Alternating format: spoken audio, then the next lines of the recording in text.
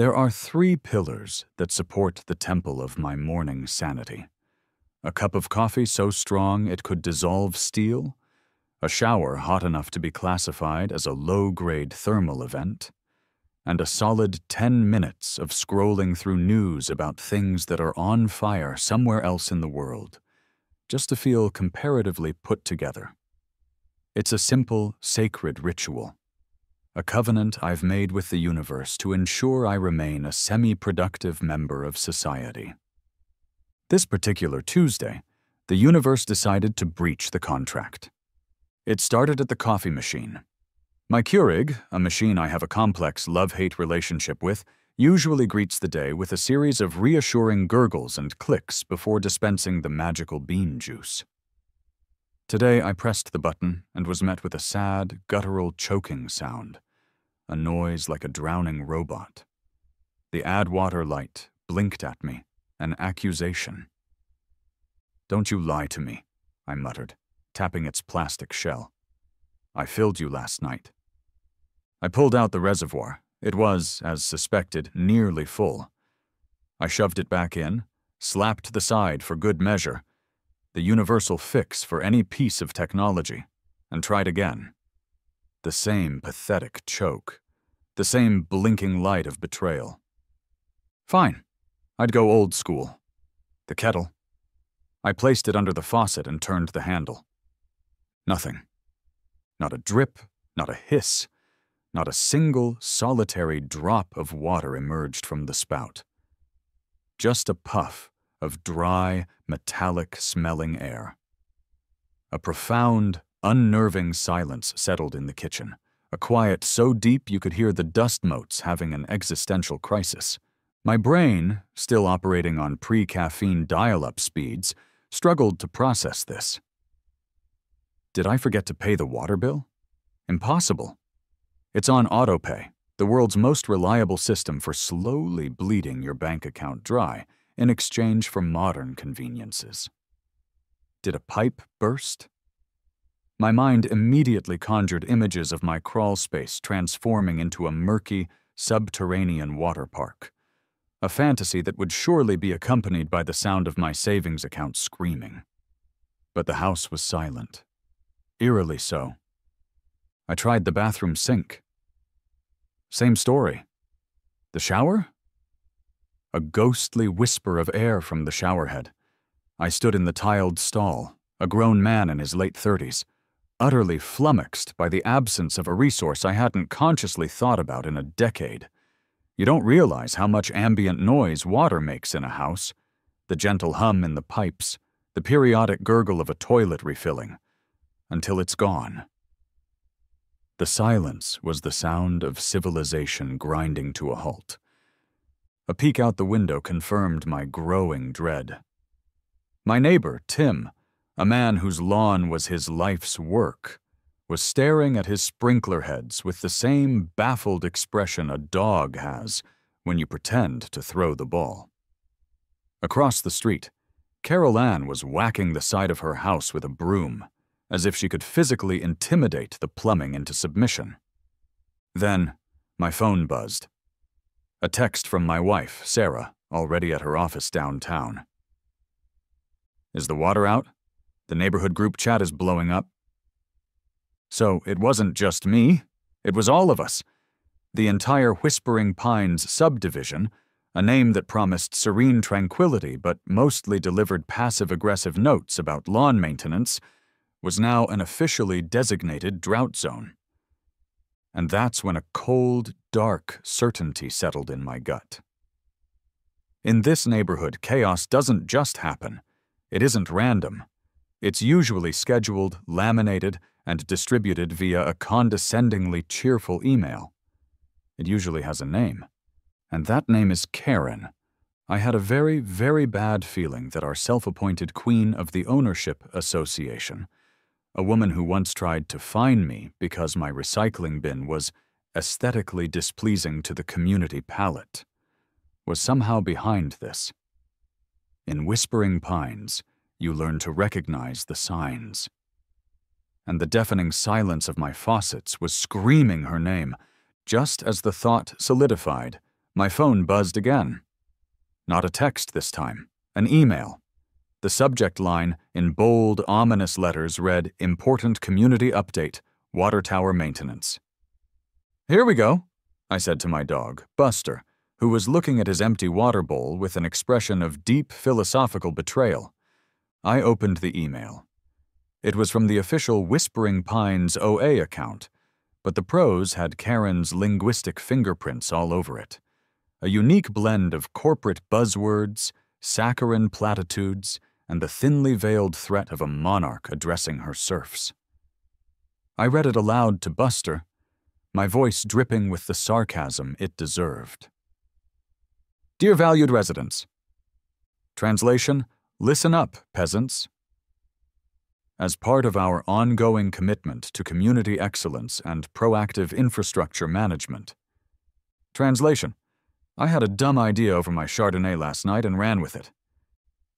The Whispering Pines Community Water Tower has been temporarily drained to facilitate an essential and exciting new beautification project. I stopped. I read that line again. Drained, on purpose, to facilitate a beautification project. My blood, which had been sluggishly awaiting its morning caffeine, began to simmer. The email went on to explain, in excruciating detail, that the draining was absolutely necessary to ensure a pristine canvas for a local artist, probably Karen's nephew, who got a CO in high school art, to paint a community-unifying mural. There was no mention of what this mural would depict, but I immediately pictured a poorly rendered squirrel holding a "Live, Laugh, Love" sign, or perhaps just a 10-foot-tall portrait of Karen's smiling, smug face. The most infuriating part was the timeline, or rather, the complete lack of one. The water, the email explained, would be turned back on as soon as the project is completed and the tower can be safely refilled and sanitized, a process which, as you can appreciate, cannot be rushed. Cannot be rushed? I was living in a dusty, uncaffeinated tinderbox in the middle of a June heat wave, and she was worried about rushing the paint job on a giant metal ball nobody looks at. The email concluded with a final, breathtakingly tone-deaf sign-off that pushed me over the edge. Let's all embrace this short-term inconvenience for a long-term aesthetic gain. Stay hydrated with bottled water, of course, and have a wonderful day. Sincerely, your Whispering Pines OA board. I stared at my phone screen, my thumb hovering over the delete button as if purging it would somehow bring the water back. The rage that filled me was pure and potent. It was the specific, crystalline fury reserved for people who wield tiny amounts of power like a battle axe, the kind of anger that comes from being subjected to monumental incompetence masquerading as authoritative action. I pay $400 a quarter in OA fees for this. For a woman to unilaterally decide to turn off the water for nearly 2,000 people so she could indulge a whim. I imagined her in her beige-on-beige house, perfectly air-conditioned, sipping an imported Pellegrino, feeling incredibly proud of her proactive infrastructure management. I stood there in my silent, stuffy house, a prisoner of Karen's artistic vision. No shower, no coffee, no flushing toilets, the basic dignities of modern life gone. The social contract of suburbia, we'll tolerate your lawn gnomes if you tolerate our basketball hoop, had been fundamentally breached. All bets were off. I looked at Buster, who had resorted to licking the condensation off the kitchen floor. "Okay," I said, my voice quiet but firm. "Fine. War it is." For a solid 10 minutes, I paced my living room, fueled by a cocktail of spite and dehydration. My initial thoughts were of petty, unsatisfying revenge, flaming bags of, no, too much effort, and a potential felony. Signing Karen up for every political and religious newsletter in existence? Too subtle. The payoff was too far down the road. I needed something immediate. Something big.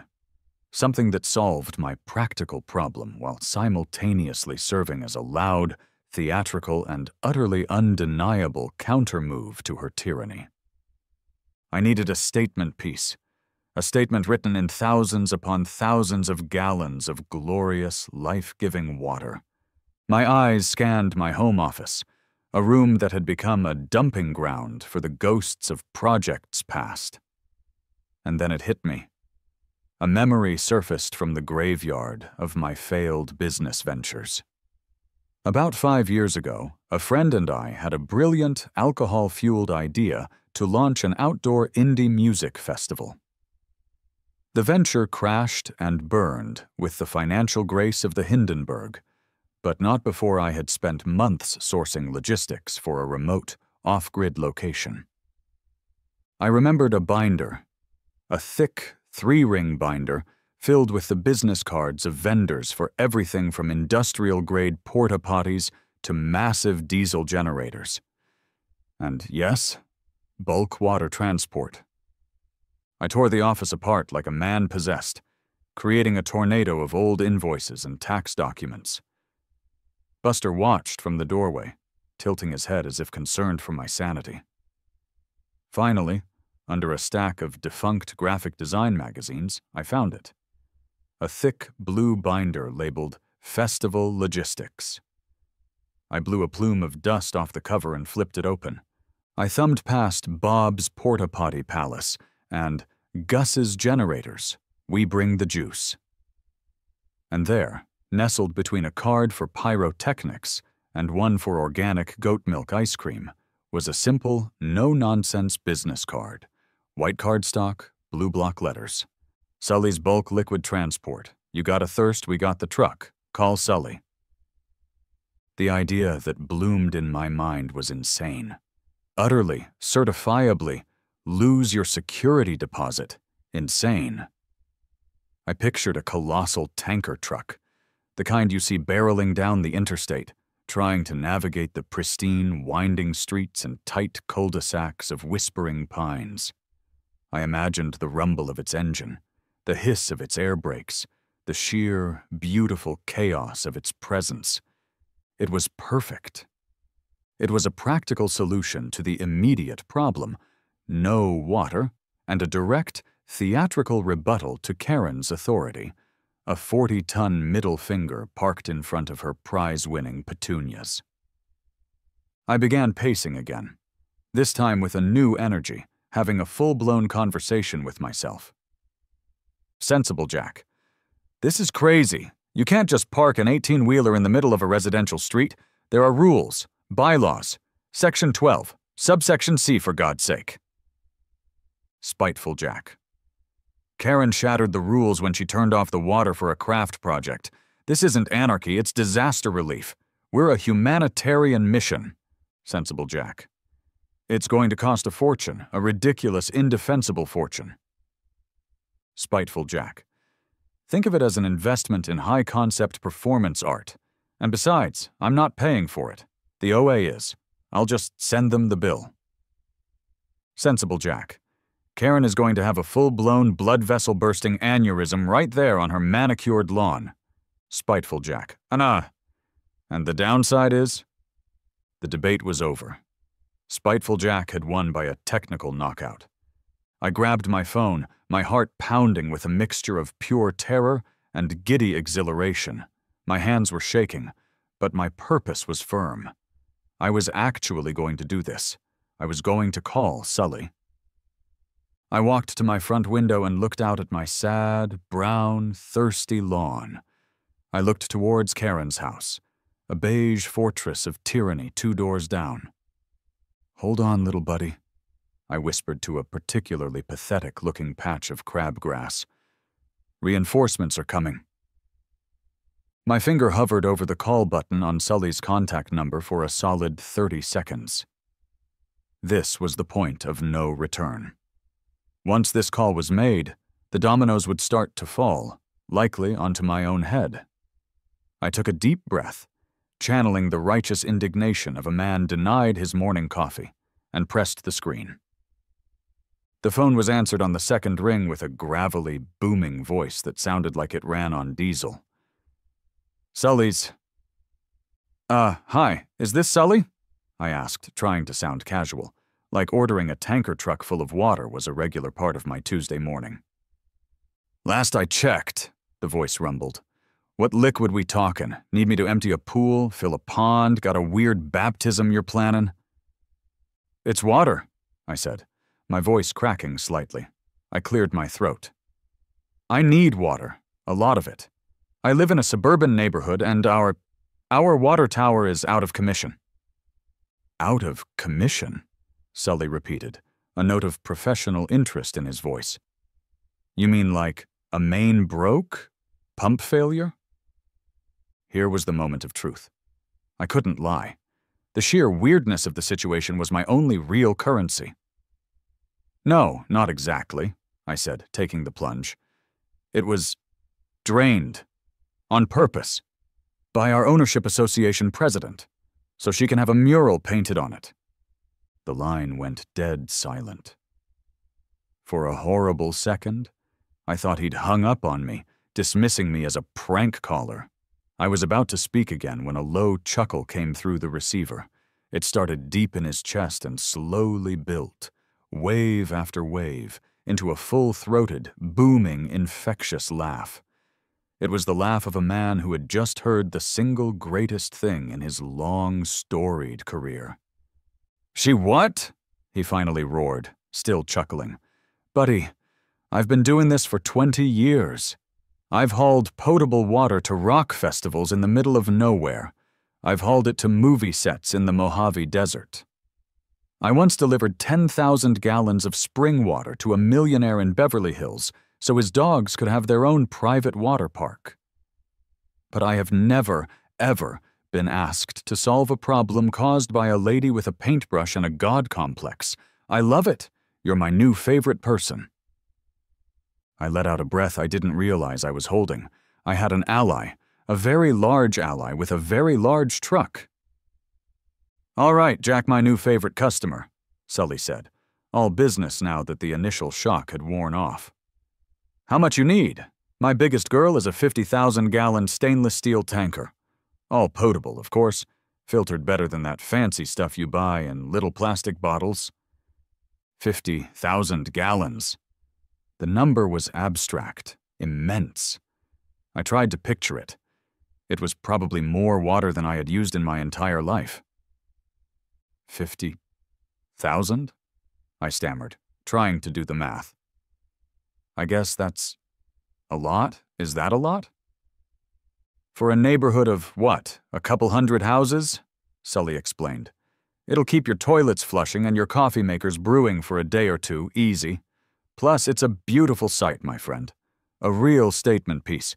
Nothing says, I disagree with current management, like 80 feet of polished chrome parked on the curb.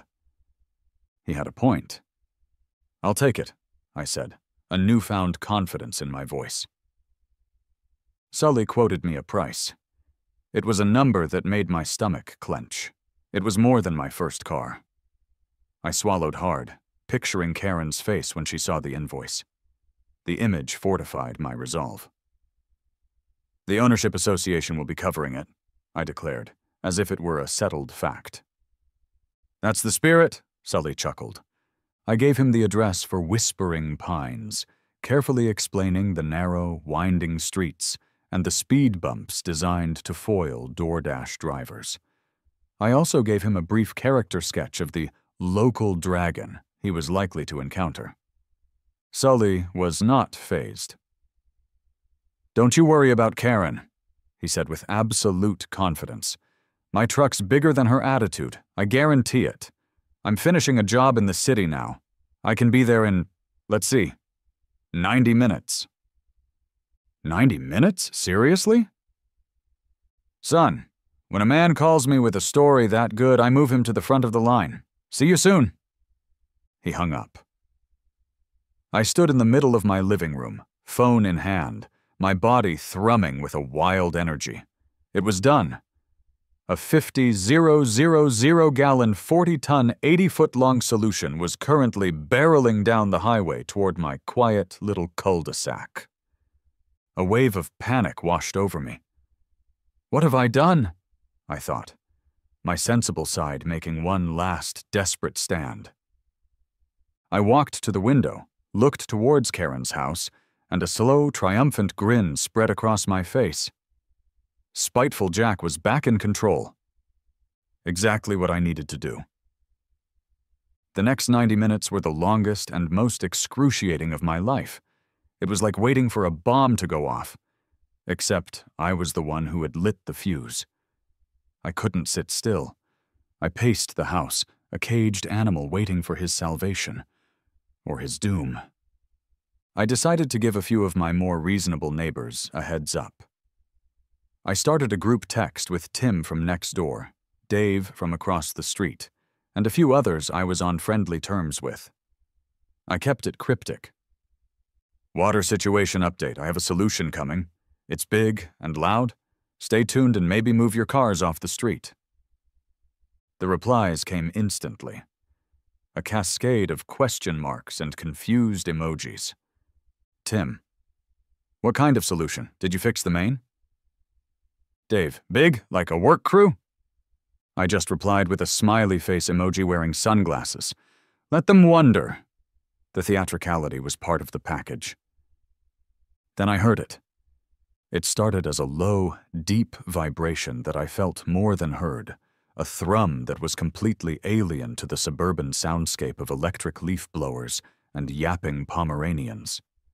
The rumble grew steadily louder, resonating through the floorboards, rattling the pictures on my walls. It was accompanied by the periodic, powerful hiss of air brakes, a sound that promised immense weight and industrial power. Buster started barking, a low, guttural woof of alarm. It's okay, boy, I said, my voice tight with anticipation as I peered out the front window. The cavalry's here. And there it was. It appeared at the end of the street, a vision of polished chrome and raw power that was so out of place it felt like a hallucination. The tanker truck was a gleaming silver behemoth, a land whale navigating a goldfish pond. It moved with an impossible, lumbering grace, its massive grille seeming to swallow the road.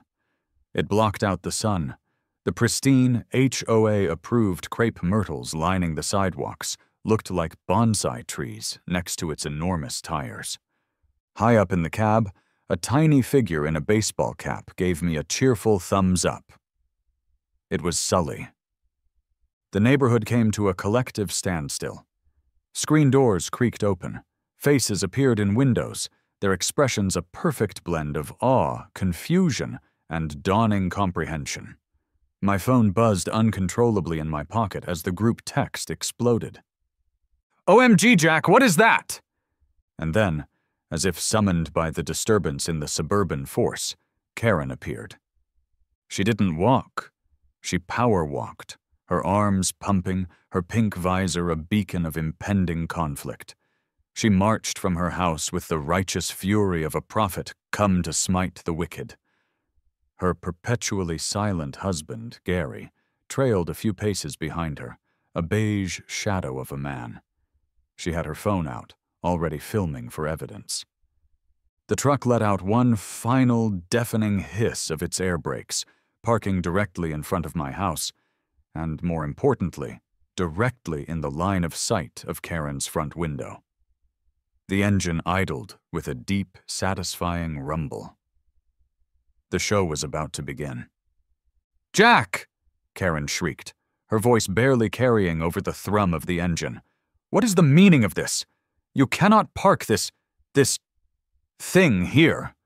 It is a clear violation of Section 12, subsection C, regarding unauthorized commercial vehicles. I strolled out onto my lawn, feeling unnaturally calm. I was a man with a 50,000-gallon ace up his sleeve. Good morning, Karen, I shouted back cheerfully. Beautiful day for a mural, isn't it? This isn't parked, it's making a delivery. Of water. You know, the stuff that's supposed to come out of the pipes? The wet stuff? Sully, enjoying the drama, leaned his arm out of his window, a broad grin on his face. "Ma'am," he yelled, "just need to know where you want the 50,000 gallons of premium H2O?" Karen sputtered, momentarily speechless at being addressed directly by the help. She looked from the truck to me, her face turning a shade of crimson that clashed horribly with her visor. You will leave immediately. I am the president of the ownership association. I command you to leave." Sully cupped his ear theatrically. "Sorry, can't hear you over the sound of all this impending hydration. Jack, you the designated water boss? Just point where you want the spigot." This was the moment the tide turned. Neighbors started to emerge from their homes, drawn by the commotion. They kept a safe distance, but they were close enough to watch the show. Emboldened by my defiance, a few of them started to voice their support. "He's right, Karen. We need water," shouted Tim. "My toilet won't flush," yelled someone from down the street. "Go, Jack." Karen looked around wildly, her authority evaporating in the humid air. She was used to winning arguments in the sterile, controlled environment of the clubhouse, not in a public forum with a 40-ton truck as a debate prop. She looked cornered, her power rendered useless against the sheer, overwhelming reality of the tanker. She did the only thing she could think of. She pointed a trembling finger at me. "I am calling the police!" she screeched, spinning on her heel and storming back toward her beige fortress. I just smiled. "Please do," I thought to myself, leaning casually against the warm, solid metal of Sully's truck. This is just getting good. 10 minutes later, a squad car rolled quietly down the street. There were no sirens, no flashing lights, just the resigned posture of a vehicle heading toward a problem it already knew was going to be monumentally stupid. Out stepped 2 officers. The driver was older, with a magnificent gray mustache and a weary look in his eyes that suggested he was just a few HOA disputes away from retirement. This was Officer Miller. His partner was younger, crisper, and had the earnest face of someone who still believed he could make a difference. He was also visibly struggling to keep a straight face. This was Officer Davies. Karen intercepted them on the sidewalk before they could even take 2 steps, launching into a frantic, high-pitched tirade. She gestured wildly at the tanker, then at me, then at the growing crowd of neighbors who were now brazenly spectating from their lawns, some with camping chairs. "Thank goodness you're here, officers," she began, her voice quivering with performative distress. "This man," she pointed at me, "has brought this industrial monstrosity into our residential community. It's a violation of bylaws, it's lowering property values, it's an unregistered commercial vehicle, and it's a threat to the peace and safety of Whispering Pines." Officer Miller listened with a practiced, patient nod, his eyes glazed over with the 1,000-yard stare of a man who had heard it all before. Officer Davies, meanwhile, was looking past Karen at the massive tanker with an expression of what I could only describe as genuine awe. I stayed put, leaning against the warm metal of my beautiful, watery war machine, projecting an aura of what I hoped was unassailable reasonableness. Finally, Miller held up a hand, expertly silencing Karen mid-squawk. He ambled over to me, his movements slow and deliberate. "Afternoon," he said, his voice a low, tired drawl. "So, what's all this then?" "Afternoon, officer," I replied respectfully. "This is a temporary emergency water supply for the neighborhood." Miller's mustache twitched. "Ran out of bottled water at the Costco, did we?" "Something like that," I said.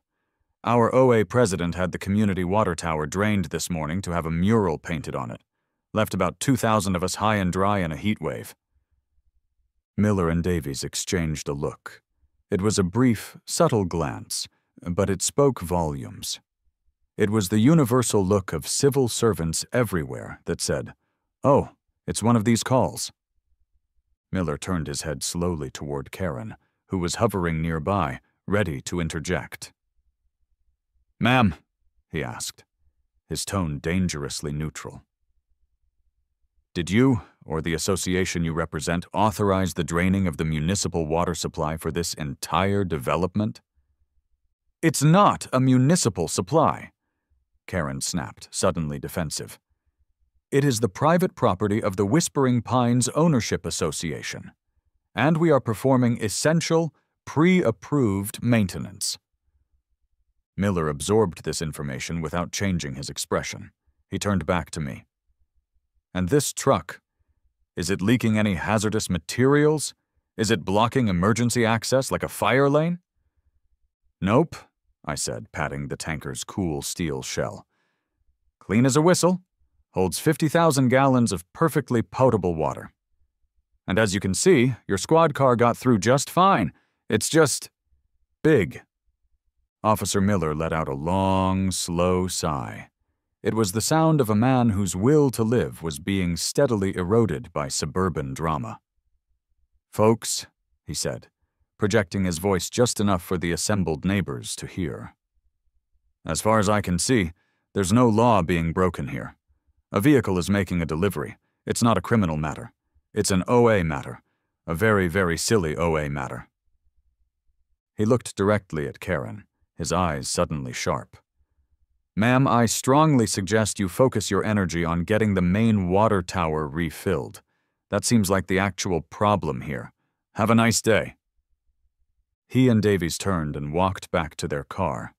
As Davies got in, he turned his head away from Karen to hide what was unmistakably a broad grin. The squad car started, pulled a smooth U-turn, and drove away, leaving a thick, heavy silence in its wake. The silence was broken by a smattering of applause from the assembled neighbors, which quickly grew into a small but defiant cheer. Karen was left standing alone on the curb, sputtering, her face a mask of pure disbelief. Her ultimate weapon, calling the authorities, had not only failed, it had backfired spectacularly. She had been publicly dismissed. I gave my audience a little bow. The balance of power in Whispering Pines had officially and irrevocably shifted. I was a hero, a conquering king. I was also a man with a 50,000-gallon tank of water and absolutely no way to get it to the people. I couldn't have 200 households lining up with buckets and Tupperware containers like some scene out of a post-apocalyptic movie. This operation needed to be elegant. It needed finesse. It needed a distribution system. I needed professionals. Or, at least, guys who owned a lot of tools and had a flexible interpretation of the word professional. I pulled out my phone and scrolled to a contact I hadn't used since my kitchen remodel went 6 weeks over schedule, but ended up looking fantastic. I dialed the number from Manny's handyman services. The phone was answered on the first ring with a blast of mariachi music and a cheerful, heavily accented voice. "Manny's, you break it. We make it better." "Manny, it's Jack," I said, "from the Whispering Pines job. I've got a situation." "Jackie boy, my favorite customer. What is it? Your garbage disposal making that noise again? Did you try to shove a whole chicken down there like I told you not to?" "Worse, Manny. There's no water in the whole neighborhood, but—" I paused for dramatic effect. "I have a 50,000-gallon water tanker parked in front of my house." The mariachi music was abruptly silenced. "My friend," Manny said, his voice a whisper of awe. "Let me get this straight. You have a giant truck of water and you need to plug it into your neighborhood? Like you want to be the water company?" "Essentially, yes. But for like a day? Can you do it?" A joyful whoop erupted from the other end of the line. "Hoo, that's a spicy meatball, I love it! Jackie, my friend, for you, anything. We can do this.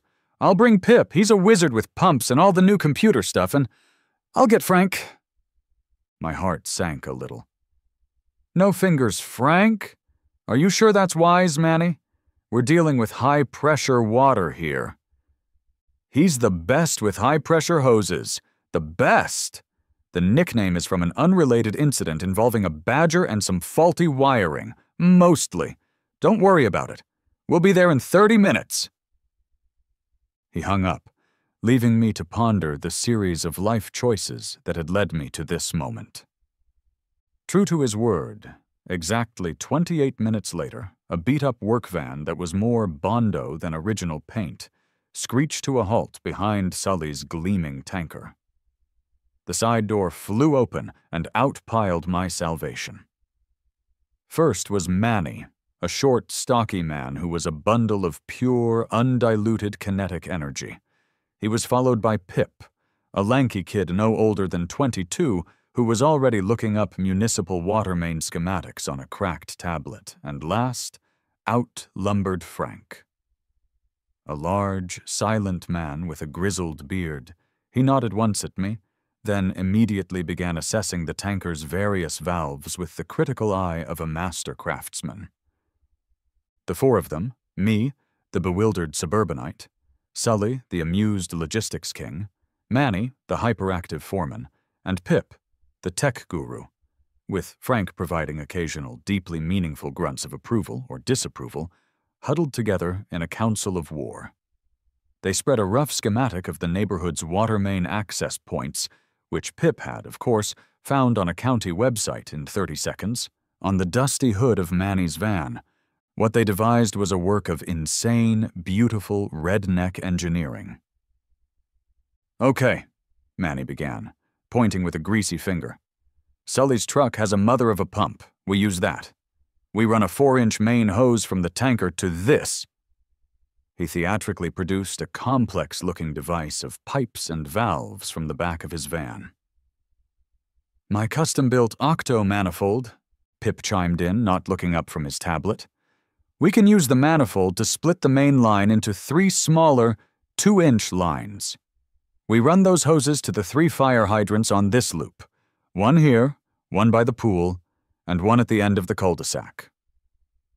My jaw dropped. "You're going to open the fire hydrants?" Frank grunted and produced a wrench from a loop on his belt. It was the size of a medieval battle axe. "We will gently convince them to open," Manny corrected. "Then we reverse the flow. We push the water from the truck back into the hydrants, pressurizing the local pipe system from the outside in. If Pip gets the pressure right, every house on this block will have running water." It was the most audacious and brilliant plan I had ever heard. The scene that followed was a montage of glorious, organized chaos. Manny and his crew unspooled massive, heavy hoses, shouting to each other in a rapid-fire mix of English and Spanish. Pip was tapping at his tablet, muttering about fluid dynamics and PSI levels. Frank, with a grunt of immense effort, cracked open the hydrant caps one by one. Sully oversaw the entire operation from his driver's seat like a benevolent king on his throne, occasionally shouting encouragement. Neighbors, drawn by the spectacle, started to offer help. They brought out cold drinks, sandwiches, and bags of chips. What had started as a one-man protest had morphed into a bizarre, impromptu block party, a festival of defiance. Through it all, I could see the curtains twitching in Karen's window, a silent, furious observer of the revolution happening on her doorstep. The sun was high in the sky, beating down on the asphalt. The air was thick with the smell of diesel, sweat, and cheap beer from the neighbors. But mostly, it was thick with anticipation. The system was in place. Hoses, like giant, multicolored anacondas, snaked across pristine lawns and driveways, all converging on Manny's gleaming octo-manifold. The entire neighborhood, it seemed, was gathered at a safe distance, a silent, hopeful audience for our grand finale. Phones were out, recording. The stage was set. Manny stood by the manifold, wiping his brow with the back of a greasy hand. He'd taken on the role of orchestra conductor, giving hand signals to Pip, who was by the central hydrant with his tablet, and Sully, who had his hand on the tanker's main pump control. Frank stood beside the tanker, his arms crossed, his massive wrench resting on his shoulder. He gave a final, solemn thumbs up. It was time. "Okay, Jackie boy," Manny yelled, his voice echoing in the sudden quiet. "Are you ready to make it rain?" A cheer went up from the assembled crowd. I was standing in the middle of it all, a ridiculous, giddy grin plastered on my face. I felt like a general about to lead his troops into a very strange, very well-hydrated battle. "I was born ready, Manny," I shouted back, laughing. "All right," Manny yelled, pointing a dramatic finger at Sully. "Hit it, big guy. Give us 20 PSI to start, nice and easy." Sully gave a crisp salute and engaged the pump. A low thrum vibrated through the ground as the powerful machine kicked into gear. The massive hoses twitched, then stiffened as 50,000 gallons of water began its journey. A deep groaning sound came from the pipes underground, the sound of an old system being woken up in a very unconventional way. For a long, agonizing second, nothing happened. My heart sank. Did we miscalculate? Did we blow a seal? Was I about to be responsible for rupturing the entire neighborhood's plumbing system, turning my act of defiance into an act of catastrophic vandalism? I saw Karen's face in my mind, a triumphant smirk replacing her usual scowl. Then, a cheer erupted from a house down the street. It was Tim. He was standing on his front porch, holding up a garden hose that was spraying a beautiful, powerful arc of water triumphantly into the air. Another cheer went up from the other direction. Carol Ann's sprinkler system, the one she'd been staring at mournfully all morning, sputtered to life, casting rainbows in the afternoon sun. Soon, a wave of pure, unadulterated joy washed over the neighborhood. We could hear the collective sounds of success, toilets flushing with ceremonial reverence, faucets being turned on, shouts of glee. Kids who had been listlessly slumped on porches suddenly appeared in swimsuits, running and screaming with delight under the newly active sprinklers. It worked. The crazy, impossible, beautiful plan had actually worked. I was standing in the middle of the street, frozen in a state of disbelief, when Tim ran over and gave me a massive, soaking hug. Soon, I was surrounded by laughing, cheering neighbors, all patting me on the back. Someone handed me a cold beer. My motley crew of heroes, Sully, Manny, Pip, and Frank, were being celebrated like conquering heroes, which, in a way, they were. They had done it. We had done it. We had stared into the abyss of Karen-induced drought and spat in its eye. We had brought water back to the people. For a brief, shining moment, standing there soaked to the bone from a celebratory spray from a neighbor's hose, I wasn't just Jack from 24 Whispering Pines Lane anymore. I was Jack, the water bringer, the tanker titan, the reluctant king of the cul-de-sac. I took a deep, satisfying breath. The air smelled of victory, and faintly of chlorinated water. For the rest of that glorious afternoon and into the evening, the water flowed. The mood in Whispering Pines was transformed. The tanker truck, my silver warhorse, became the centerpiece for an impromptu, neighborhood-wide potluck barbecue. Grills were rolled out, coolers appeared, and music played from portable speakers. It felt less like a suburb and more like a music festival, one that had miraculously succeeded where my long-forgotten business venture had failed. Sully was the guest of honor, holding court by his truck, telling incredible stories of his weirdest hauling jobs to a rapt audience of dads in cargo shorts. Manny and his crew were treated like visiting dignitaries, showered with praise and plates piled high with burgers and potato salad. Frank even cracked a smile, a monumental event that several people claimed to have captured on video. And I, your humble narrator, was toasted, celebrated, and forced to recount the story of the phone call no less than a dozen times. For the first time, I felt a genuine sense of community. born from a shared crisis and a ridiculously oversized solution.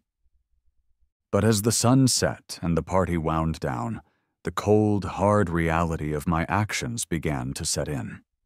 The next morning, it arrived in my inbox in the form of 2 emails. One was a PDF invoice from Sully's bulk liquid transport. The other was from Manny's handyman services, with the subject line, "For making the wet happen." I opened them, my hand trembling slightly.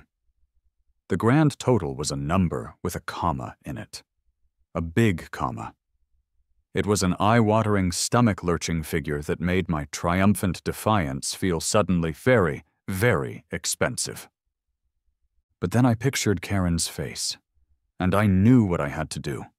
With the invoices printed out and a newfound sense of righteous purpose, I marched down the street to Karen's house. The prize-winning petunias in her flower bed seemed to sneer at me. This was it, the final showdown. I rang the doorbell. After a long moment, the door opened a crack. Karen peered out, looking haggard and defeated. Her hair wasn't perfectly coiffed. Her visor was gone. "Morning, Karen," I said, my voice dripping with cheerful pleasantness. "Hope you slept well. I just wanted to drop this off for the OA's accounting department." I held out the printed invoices. She stared at them, then at my face, then back at the papers. She slowly took them from my hand. I watched her eyes scan the pages, then widen as they landed on the final totals. Her face, already pale, lost all its color. You cannot be serious," she whispered, her voice a hoarse croak. "The association will absolutely not be paying for your stunt." "It wasn't a stunt, Karen," I replied, my smile never wavering. "It was emergency infrastructure management. I believe that's the phrase you used in your email. You created a problem by draining the water tower for your, what was it again? A community unifying beautification project? I simply provided the solution. The residents are happy. The water is flowing. This seems pretty straightforward to me." "This is extortion," she hissed, finding her voice again. "It's illegal." "Is it?" I countered, raising an eyebrow. "Or is it more illegal to knowingly and willfully deprive an entire community of a basic utility without a proper plan or timeline?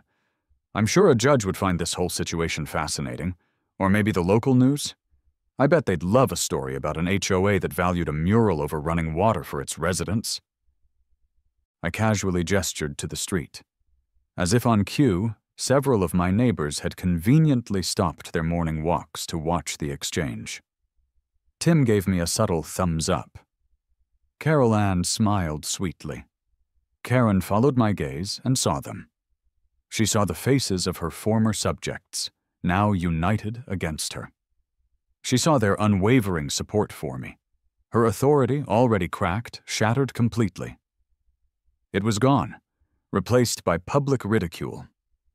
She snatched the papers from my hand, her knuckles white. "There will be an emergency board meeting tonight," she hissed, her eyes burning with a desperate, futile rage. 7 o'clock at the clubhouse. We'll see who's right." She slammed the door in my face. I walked away, not worried at all. I was actually looking forward to the meeting. I had a pretty good idea of exactly how it was going to go. The community clubhouse, a place usually reserved for bunco nights and uninspired holiday parties, was buzzing with an electric energy I'd never felt before. It was standing room only. Every seat was filled, and residents lined the walls, their faces a mixture of grim determination and giddy anticipation. It felt less like an OA meeting and more like a public tribunal. At a folding table at the front sat the board. Karen, looking grim and defiant, her 2 loyal sycophants, Brenda and Eileen, who looked deeply uncomfortable, and her husband, Gary, who just sat there, silent and still as a garden gnome. Karen banged a small gavel on the table, the sound barely audible over the murmur of the crowd. This emergency meeting of the Whispering Pines Ownership Association is now in session, she announced, her voice tight. She launched immediately into her attack, attempting to frame me as a dangerous rogue agent. As you all know, she began, our community recently faced a temporary interruption in our water service during a planned maintenance period. One resident, Mr. Jack Turner, took it upon himself to engage in an unauthorized, unvetted, and frankly vulgar display of vigilantism. She held up my invoices, waving them like a weapon.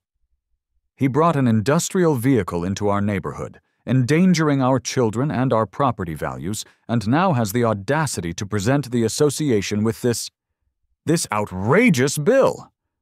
She paused, clearly expecting murmurs of agreement. Instead, she was met with dead silence. Before she could continue her tirade, Tim stood up from the front row. "He got us water, Karen," he said, his voice ringing with clarity. "You're the one who left us high and dry for a painting."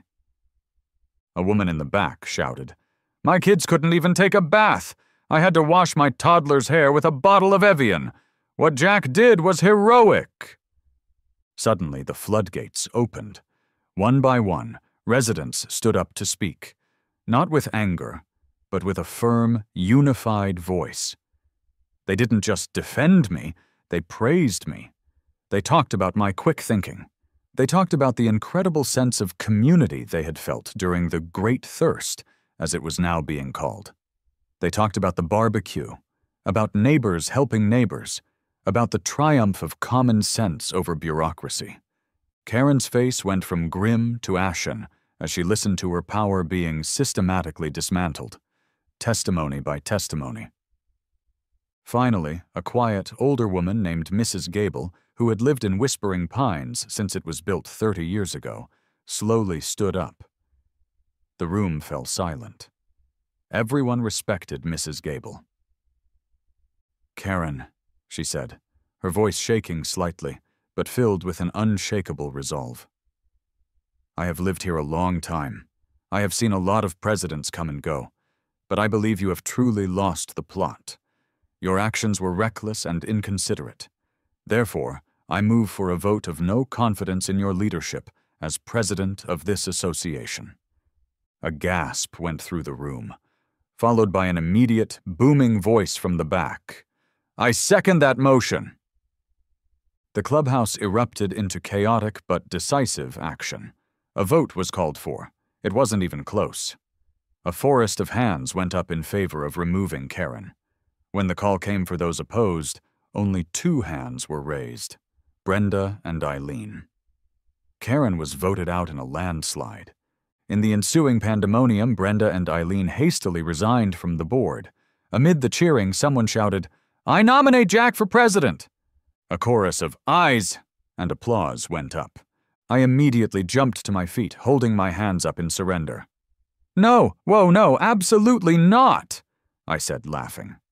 "Thank you, but no, I did not do any of this to get a job. My only platform was a pro-coffee and functioning toilets. Now that we have that, I'm retired from politics." The crowd laughed. "But," I continued, "I would like to nominate someone who actually has the wisdom and temperament for the job. I nominate Mrs. Gable." The clubhouse roared its approval. She was elected by acclamation. Her first official act as the new OA president? To call a vote on paying Sully's and Manny's invoices from the OA's Beautification and Contingency Fund. The motion passed unanimously. Karen, utterly defeated, stood up, grabbed her purse, and stormed out of the clubhouse without another word. Gary silently stood and followed her out, the reign of terror officially over. In the week that followed, a strange and wonderful peace settled over Whispering Pines. The main water tower was refilled, quietly, professionally, and with a full 48 hours of advance notice emailed out by the new OA board. The ill-fated mural project was officially and permanently scrapped.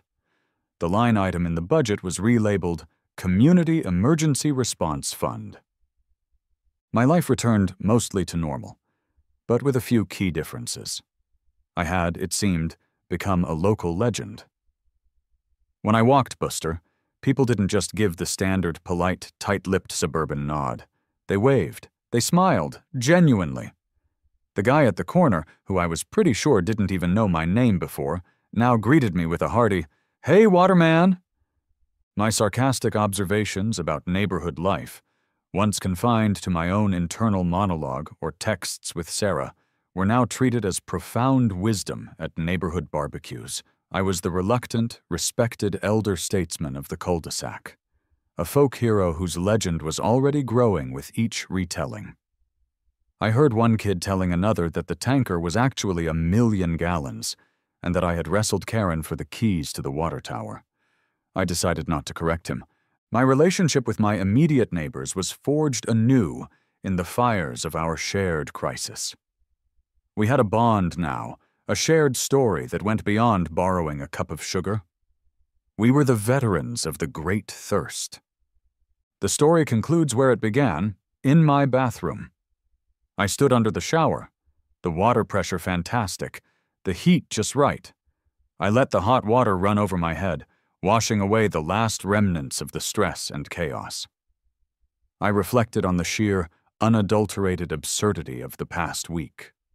I didn't want to be a hero. I didn't want to lead a revolution.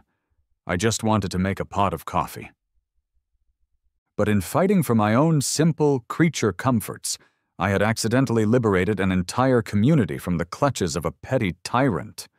I had brought people together, not with a planned social event or a forced holiday party, but with a shared enemy and a ridiculously oversized solution. Maybe, I mused, that's all community really is. A group of people who, when faced with a common problem, decide to solve it together, sometimes with a 50,000-gallon water tanker and a crew of sketchy but brilliant handymen. I turned off the water, the silence now comforting rather than alarming. I wrapped myself in a towel and looked at my reflection in the steamy mirror. A regular guy, a little older than he'd like to admit, who just wanted to be left alone. So that's what it takes, I thought to myself, a smirk playing on my lips. One angry guy, a 50,000-gallon tanker, and an HOA president who just pushed things a little too far. I let out a laugh, the sound echoing in the wonderfully, beautifully, blessedly not silent house. Maybe I should put that on a business card. Jack Turner, problem solved. The bigger, the better.